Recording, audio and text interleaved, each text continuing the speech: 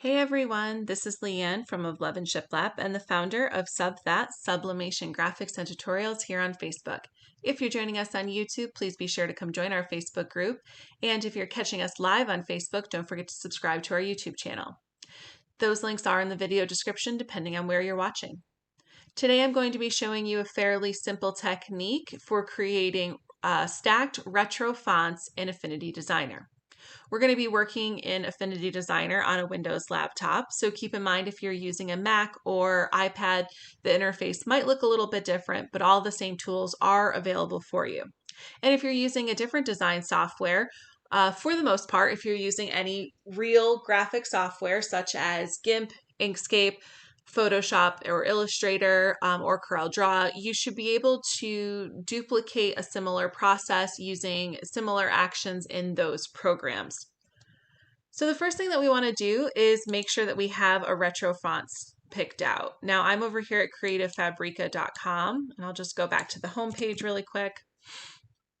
This is one of my favorite websites, and it's actually the only one that I have a membership to, and I have had a membership for about a year now. One of the reasons I got the membership or subscription, I believe they call it, subscription, is so that I could access fonts because there are thousands of them. And I find that in making digital graphics, I always need new fonts. Another thing I get a lot of here is digital papers.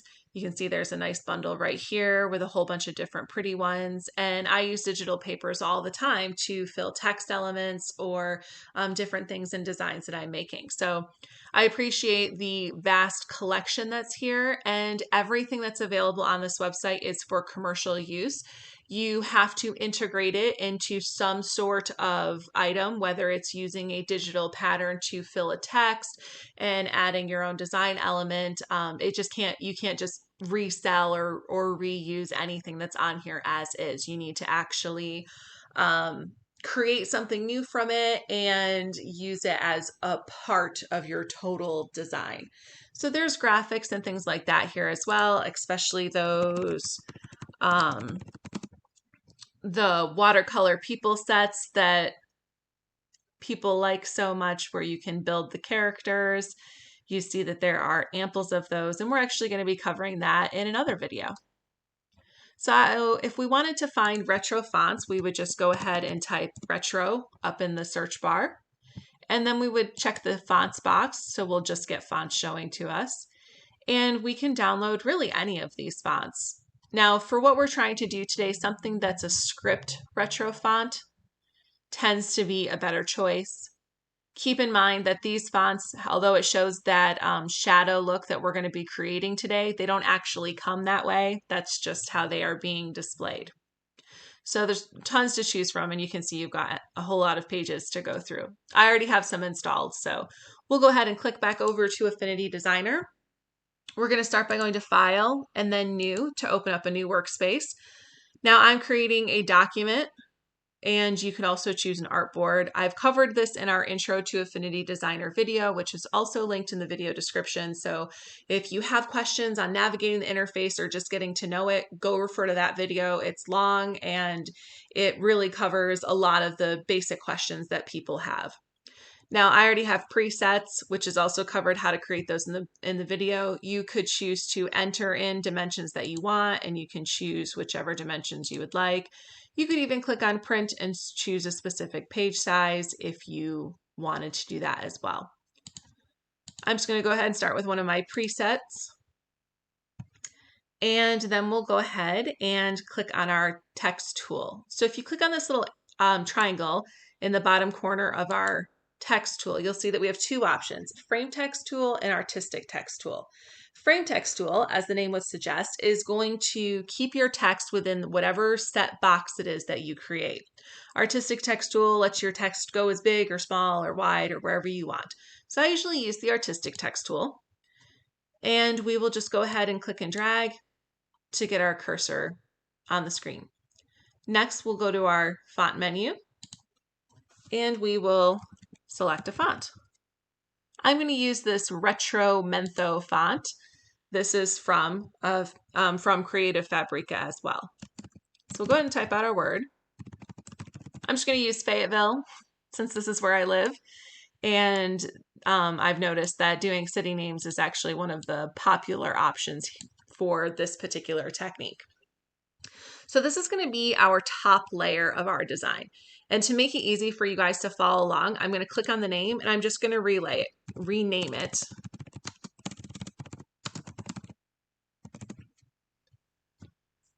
So the first thing that we want to do is we want to fill out our outline with a nice big outline. Fill out our text with a nice big outline, sorry. And this will give us that initial look for the retro font with the stacked colors that we're looking for. So we'll click on our effects tab, and your effects tab might be down here. You can click and drag and move them however you want. I like mine over here in this little menu. So we'll click on outline and we'll choose whatever color we want to choose. Let's say we'll start with blue. We'll give it kind of a more vintagey blue color, which is a little bit deeper. And then we'll just slide our radius slider so we get a nice outline. Now you want to make sure that you're using outline, not stroke. If you use stroke,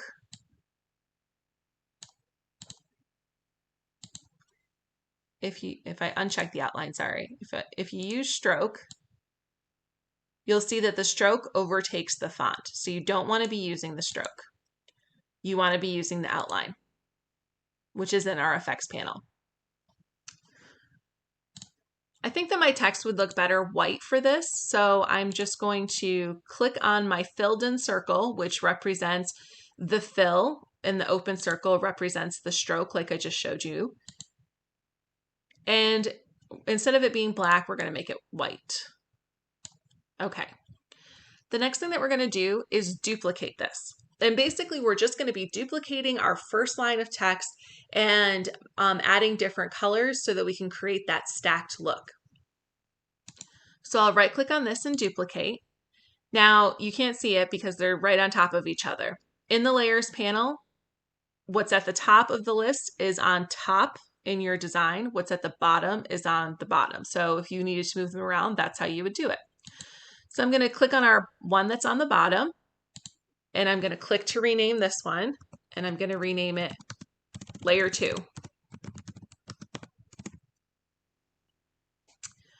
Now, as long as this is selected in our layers panel, when we click and drag, we're going to see it come down. We want to go ahead and change the colors for this one as well. Both the fill of the text and the outline should be the same color. So we'll start with the fill of the text. Let's go ahead and make it red. Kind of give it a vintagey red, that like more darker red. And then I want the outline to match that. So I'm going to click on our color box. I'm going to click on our dropper tool, and we'll just drag it up here to our circle to pick up that color. And you see this circle changed that color. So we pulled that color with the dropper from our color panel, and we'll just hit that, and it automatically changes it. So now we're going to repeat this again, and I'm going to zoom in just a little bit so you guys can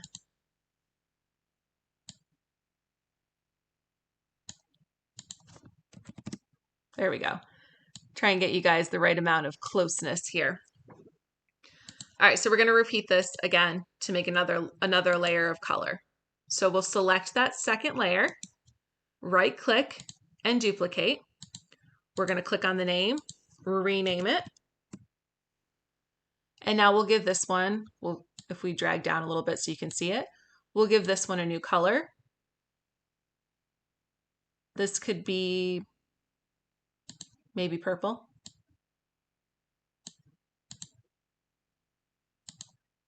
Let's try yellow. And again, we'll click on the color box for our outline, take that dropper, drag it up to our color circle to select the color, hit that yellow, and we've got the yellow in there. You'll have to excuse little squiggly lines. If you select that and hit ignore spelling, if you're using a word that it doesn't recognize, there we go. It removed those little squiggly lines. That was letting us know it would have been a spelling error. And I think we could probably add one more layer to this. So we'll click on that layer 3 and we will right click and duplicate. We're going to click on the name again, change it so this is layer 4 so that we know which one we're touching. We'll drag it down so we can see it. We will click on effects. We will click on our color circle in the color tab. We'll select green. Something a little darker because that goes with that retro feel. We will click on our color panel, our color block underneath the outline tab. We're going to take that eyedropper, go right up there to that color circle to make sure we have the same green. And there we have it. So now you can see we've got our stacked look going, but this definitely needs a little bit of modification. Traditionally, the stacked text is slanted more to the right. So I'm just going to move over, and what we'll do is we'll grab each individual layer and we will modify them accordingly, their placement. Now you can do this with your cursor. You can also move it up and down with your arrow key.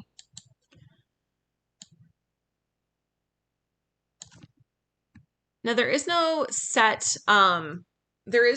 angle per se with this because each one is going to be staggered a little bit more over to the right than the previous one. And this is how you give your layers that depth look that we're going for. So now we're on to our last layer.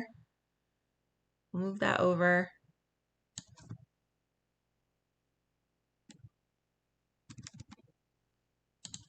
The main things that you want to be looking for is that all of like these curved lines that we have here from the bottom of the text, you want to make sure that they are all aligned properly and don't look off. All right, so now we zoomed out a little bit, we got a better look at our text. Now the last thing that we want to do is angle this upwards because that gives it that final retro look.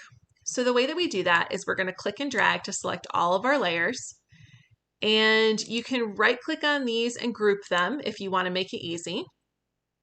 And then when you hover your cursor just on the outside of that layer, you see those little up and down arrows that will appear. And the same thing will appear on the side as well.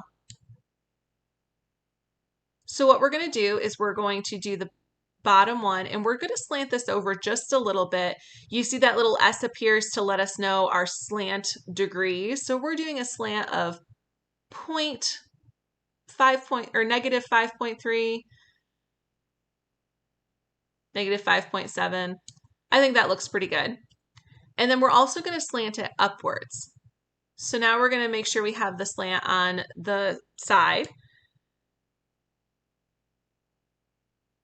And we'll give it that slanted text upwards. And just like that, we've created a retro stack font.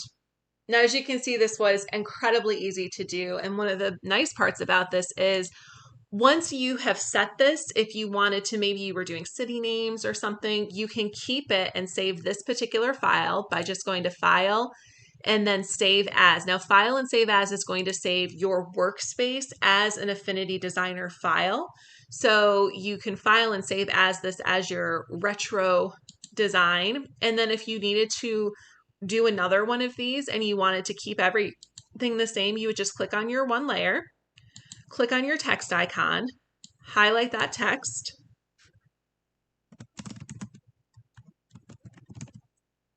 and then you would just go each layer and repeat those steps. You click on the layer, click on the text, highlight it, write the new word,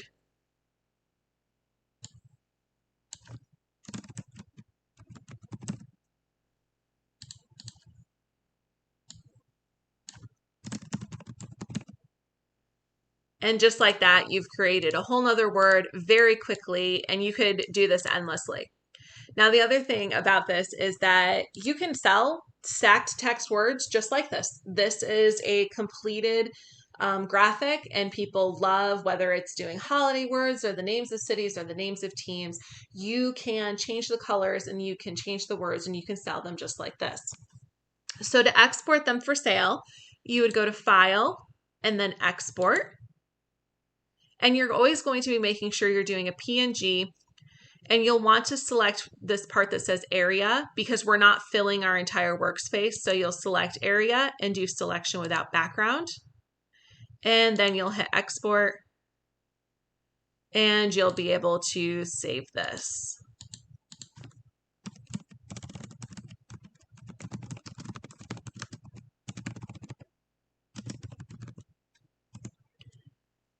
Now this will have exported just the Word, and I'll show it to you in just a second. So this is our design file. So we're going to go to File and then Place, and I'll select that Word that we just made so that so you guys can see it. So now this is a flattened PNG. So we have the layer that we created. This is basically a vector text art. And then our flattened PNG has no layers, cannot be broken apart. It's just ready to go for us to print. If you were using vinyl, you could use a vinyl program to trace and isolate these different colors, but that's really it. And then from here, I mean, you could add different colors to the text. You could use digital paper and add patterns. You could add distressed textures over top of it.